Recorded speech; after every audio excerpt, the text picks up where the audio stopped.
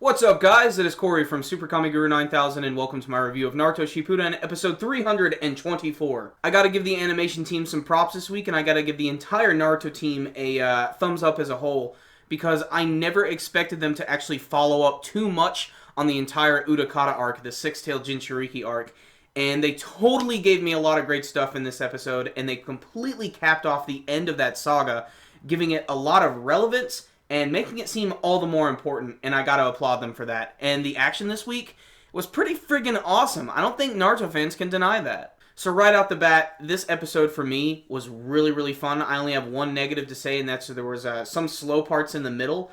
But otherwise, this was the type of Naruto episode that I absolutely love. It gave me chills, it gave me goosebumps, it got me really, really excited, and that action was freaking awesome. So we pick up from last week where Naruto and Tobi literally just ran right into each other. They just butted each other right into the forehead, and then they start to back off, and then that's when they realize they're fighting against all of the former Jinchuriki. They have Rinnegan, they got Sharingan, they got Jinchuriki powers. They are awesome. Almost immediately you can tell that the animation in this episode is pretty decent, and it starts to show that immediately when the Jinchuriki start to attack. You have Roshi using his big fireball techniques, and then it's immediately followed up by Utakata, who is really the star of this week's episode, and he has all of these bubbles all over the forest, and they start to explode. Fucking bubbles! Now, one even starts to touch Naruto, which immediately starts this flashback, and it also does this thing, which is, of course, completely different from the manga series, but something that I really, really loved here. Essentially, they show Utakata and Naruto in this sort of like pseudo-dream world talking to each other, and this is when Naruto realizes, Utakata, what are you doing here? Are you telling me you were a Jinchuriki the whole time?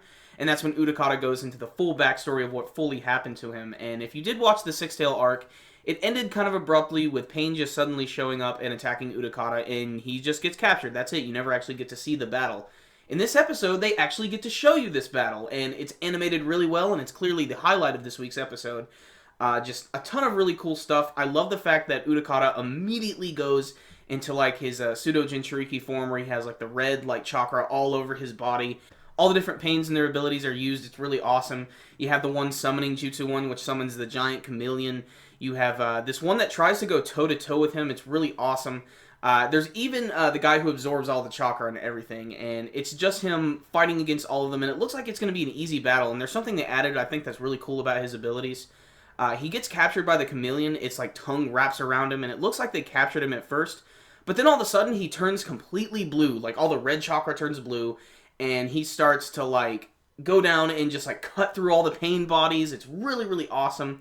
And then he wraps back up around the chameleon's tongue and like burns it with poison, and then is able to kill it like that. It's just really cool, and I guess it has something to do with his weird slug abilities, which I was kind of hoping they would make him go into his big slug mode, but they're probably going to save that for something later. They have another flashback where they show Utakata interacting with his student Hotaru, and I really like the scene here. The only thing that's probably bad about it is that if you didn't watch the Six-Tail arc, a lot of the impact from this is probably not going to be felt. But honestly, it's animated very well. I love that they actually even used the old music from that arc to include in here to sort of connect it all together.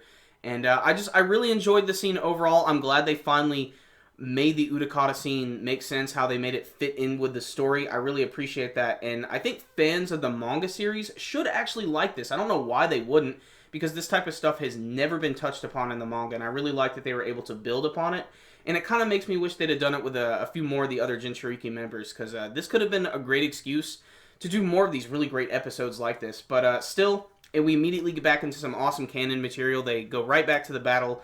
Naruto and B realize they're fighting against all of the Jinchuriki, and even B realizes he was fighting against Yugito.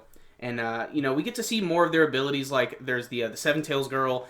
She, like, shoots this, like, diamond shit all over the place. It's all, like, glittery and stuff, and it makes it so they can't see anything. It's like a glorified hidden mist technique. The end of the episode is nice, because you get to see that Tobi is starting to get visibly a little more angry, because he figures out that Madara was actually just summoned by Kabuto, and he's kind of angry about this, but, you know, he's able to get over it. He's able to take his old name Tobi back. And you know what? Names don't even mean anything to this guy. He basically declares, I don't really need a name in this war. It doesn't even matter anymore. All I know is, I'm going to fuck y'all shit up. I love the build-up at the end. I love when all of the tails of the Jinchuriki are finally starting to emerge. They all look really cool, and they all have the design of their actual creature. So I think that's really awesome as well. So great episode for me. I think Naruto fans actually will enjoy this one. Like I said, my only complaint is maybe some of the flashbacks in the middle were a little slow and maybe a little confusing to those who did not know much about the Six Tail arc or skipped it altogether.